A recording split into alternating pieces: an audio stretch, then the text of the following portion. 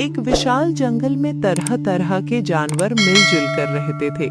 वहां तोता, टिक्कू और उसकी पत्नी नीली एक बड़े नीम के पेड़ के सुराख में रहते थे।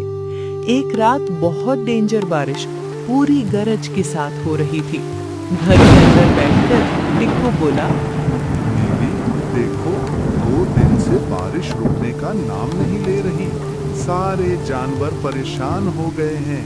नीली बोली, हाँ टिक्कू जी, बारिश रुक जाए तो सबको राहत मिल जाएगी। इतना कहकर टिक्कू जंगल का हाल देखने उड़ चला।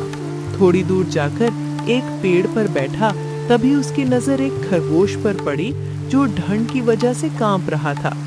टिक्कू में सोचा, अरे ये तो अकेला भटक गया है। तभी टिक्कू की नजर पेड़ की जड़ पर पड़ी। टिक्कू ने देखा एक बड़ा कालू भालू पेड़ के नीचे बैठा था जो हमारे जंगल का नहीं था। टिक्कू उड़कर उसके पास गया। भालू भाई, आप इस जंगल के नहीं लगते। भालू रुक कर बोला, हाँ, मैं पास के जंगल से आया हूँ। बारिश शुरू हुई तो यहीं रुक गया। जैसे ही सुबह होगी मैं चला जाऊंगा। टिक्कू फिर उड़कर खरगोश के बच्चे के पास गया और बोला, बेटा, तुम यहाँ क्यों हो? तुम्हारा नाम क्या है? बच्चे ने रोते हुए कहा, मेरा नाम चिंटू है। मैं बारिश में खेलते खेलते रास्ता भूल गया। टिक्कू उसे दिलासा देते हुए बोला, बेटा डरो मत, मैं तुम्हें तुम्हारी माँ तक ले जाऊंगा। जैसे ही वे आगे बढ़े, अचानक चिंटू की माँ उसे ढूंढते हुए पहुंच गई। कहाँ चले गए थे चिंटू? मैं कितनी परेशान थी। चिंटू रोते हुए बोला, माँ, मेरा मन घूमने का कर रहा था। अब कभी आपकी बात नहीं टालूंगा। खरगोशनी और उसका बच्चा चिंटू दोनों चले गए। टिक्कू अपने घर लौट आया और नीली को सारी बात बताई। नीली सोच में पड़ गई। मुझे ऐसा लगता है वो भालू कुछ गलत सोच रहा होगा। टिक्कू ने कहा, नहीं नहीं, वो तो खुद डरा हुआ था। अगली सुबह बारिश थम गई। तभी एक मैना टिक्कू के पास आई और बोली, टिक्कू जी, एक गड़बड़ हो गई। एक खरगोश का बच्चा गायब है। टिक्कू एकदम से चौंक गया। कौन? चिंटू। टिक्कू तुरंत ही उस चिंटू को खोजने निकला।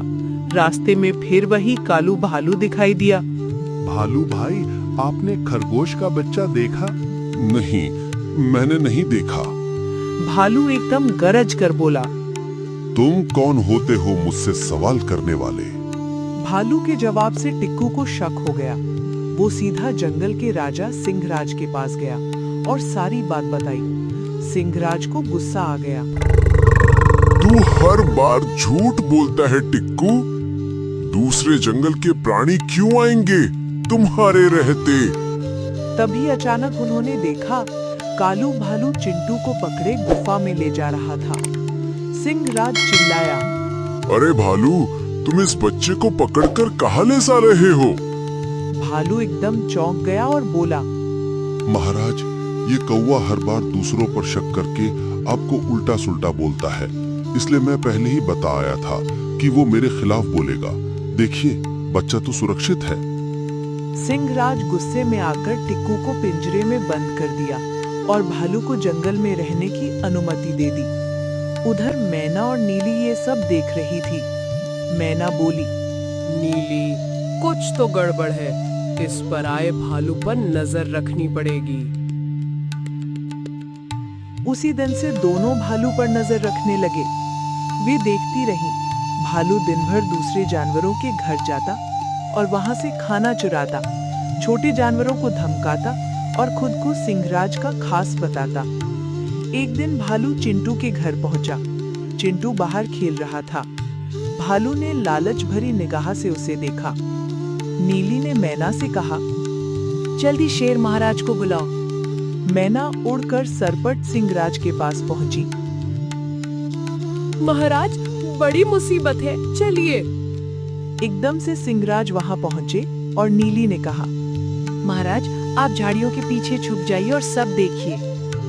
तभी झाड़ियों के पीछे छुपकर राजा ने देखा कि भालू चिंटू के पास जाकर बोला, आज तुझे खाकर मेरा पेट भर जाएगा, पिछली बार भी मैं ही तुझे उठा कर ले जा रहा था। राजू को बेवजह फंसा दिया गया। चिंटू डर गया। तभी सिंहराज दहाड़ते हुए आए। दुष्ट, तूने चालाकी से कौवे को फंसाया। फुग्गा, अभी तुम इस जंगल को छोड़कर चले जाओ।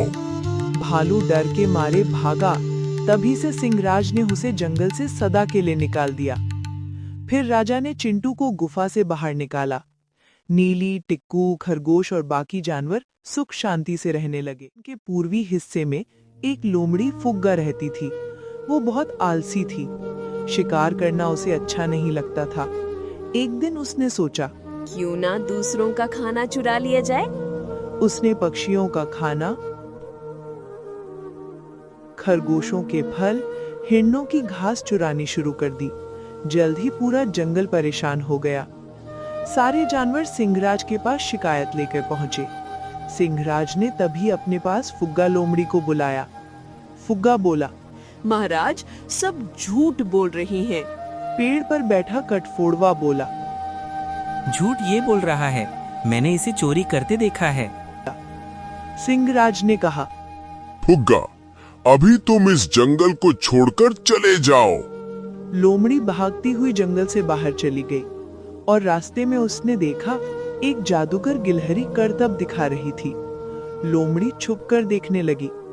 अगर ये जादू मेरे पास हो जाए तो मजा आ जाए। 6 दिन बाद वो वापस अपने जंगल में आई और जादू से सबका खाना गायब करने लगी। सभी जानवर डरने लगे और कहने लगे, इस पेड़ पर भूत है। लोमड़ी अब भूत बनकर सबको डराती और खाना चुरा लेती। जानवर फिर सिंहराज के पास पहुंचे। सिंहराज ने योजना बनाई। जैसे ही फुग्गा पेड़ पर चढ़ेगा, हम पेड़ में आग लगा देंगे। शाम को सब झाड़ियों में छुप गए। लोमड़ी फुग्गा खाना लेने पेड़ पर चढ़ी। तभी सबने पेड़ में आग लगा दी। लोमड़ी कूदकर नीचे आई और पकड़ी गई। वो रोकर बोली, महाराज, गलती हो गई, माफ कर दीजिए।